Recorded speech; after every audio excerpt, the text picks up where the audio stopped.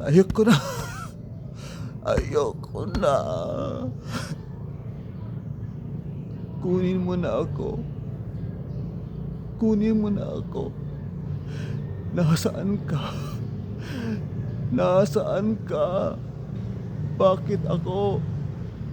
Bakit ako? Bakit ako? Pagod na ako. Wala na akong silbi. Wala na akong silbi. Wala na akong silbi. Kunin mo na ako. Kunin mo na ako. Alam mo, kaibigan, iyan ay tunay na nangyari sa aking buhay noong May 2018 nung ako ay maestro sa aking ulo. Pagkatapos kong operahan at aking nakita ang nangyari sa akin, na ako ay hindi na makalakad at hindi ko maigalaw ang aking kaliwang kamay. At ako ay nabubulol noon, mabagal magsalita. At marami akong nakalimutan. Hindi na ako makapagtrabaho. Ako ay nagpapasalamat sa Diyos sapagkat Siya ay kumilos sa aking buhay at ako ay nabuhay pa rin sa pamamagitan ng Kanyang biyaya. Kaya ang aking buhay ay ebidensya, a living testimony of God's goodness. Ang Diyos ay mabuti at hindi Siya nagpapabaya sa mga taong nagtitiwala sa Kanya. Ako'y nagpapasalamat sa Diyos sapagkat ako'y Kanyang binigyan ng kunting abilidad na magsulat ng mga kanta upang ibahagi po sa inyo. Ang nangyari sa akin ay isang inspirasyon upang ako'y makapagsulat ng mga kanta na magbibigay inspirasyon sa mga makikinig. Kahit ako po hindi marunong kumanta sapagkat ito po ay side effects, isa sa mga side effects ng aking pag-stroke ay nais ko pa rin kumanta para sa luwalhati ng Diyos. At narito ang kantang kasusulat ko lang. Maraming salamat sa gabay ng Banal na Espiritu. Kay Jesus umasa ka, huwag kang mabalisa.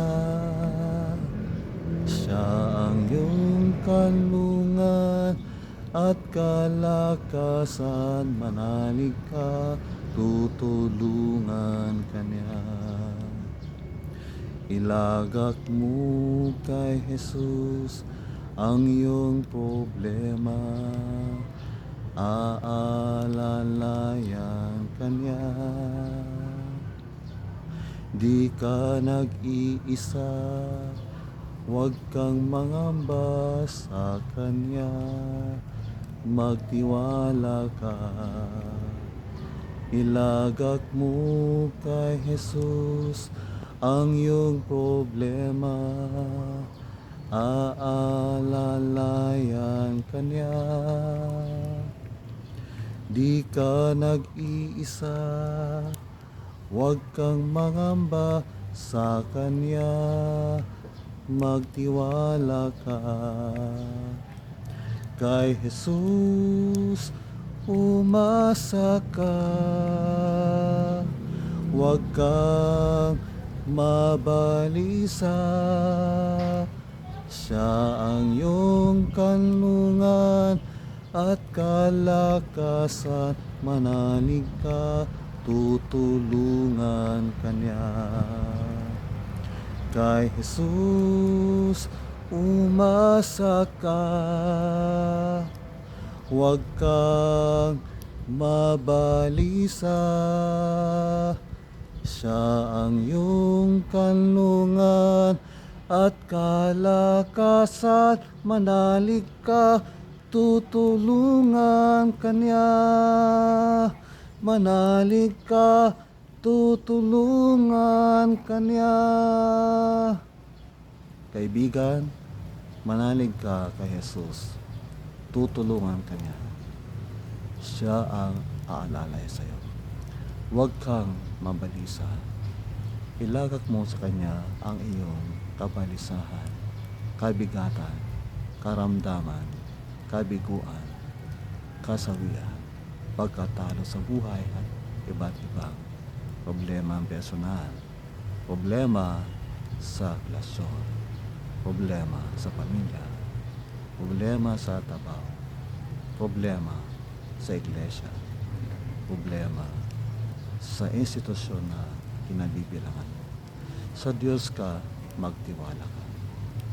Basahin natin na Maawit 55:22.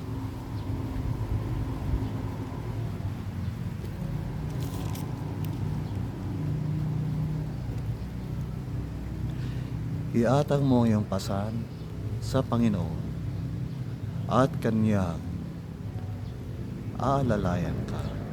Hindi niya pinahintulutang makilos kailanman ang matuwid.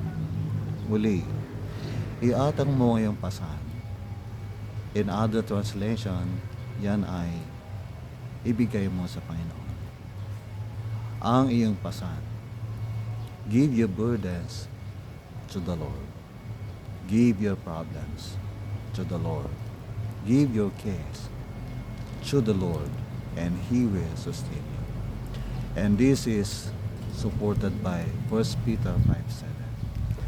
Casting all your cares upon Him, for He cares for you.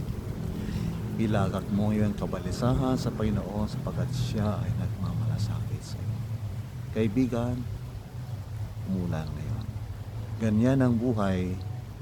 Kanina ay walang ulan, pero ngayon ay umulan na. Ang buhay natin ay kuminsan ay maliwanag at dumating yung sitwasyon na madilim, umuulan, may problema tayo. Kung ikay merong problema ngayon, magdasal tayo.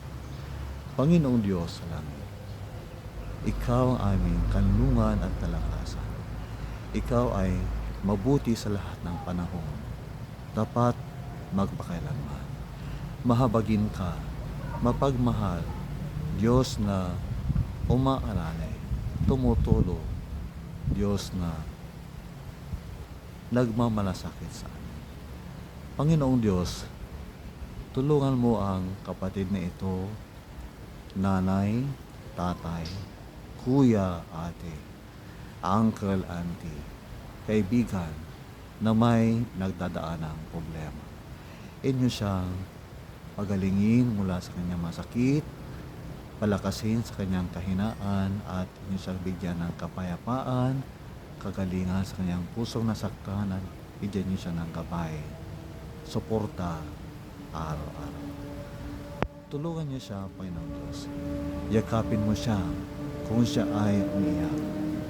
Panginoong Diyos, yakapin mo siya gaya ng pagyakap mo sa akin noong May 2018 hanggang ngayon. Maraming salamat po sa inyong kabutihan. Inyo pong patawarin ang kasalanan ng kaibigan na ito at lahat ng aming kasalanan. Maraming salamat po sa pangalan ni Jesus. Amen. Maraming salamat sa panonood ng video ito. Ako po si William Obid Kumilang, taga Villasis, Pangasinan, brain stroke survivor, na ngayon ay person with disability. Papuri sa Diyos. Lumalakas po pala.